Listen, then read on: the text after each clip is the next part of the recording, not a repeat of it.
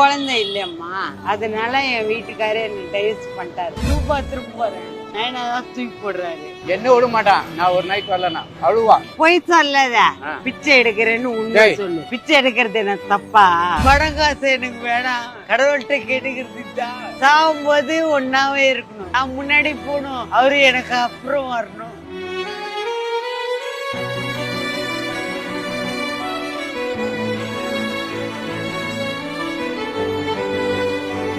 நல்லா இருக்கீங்களா பாட்டி?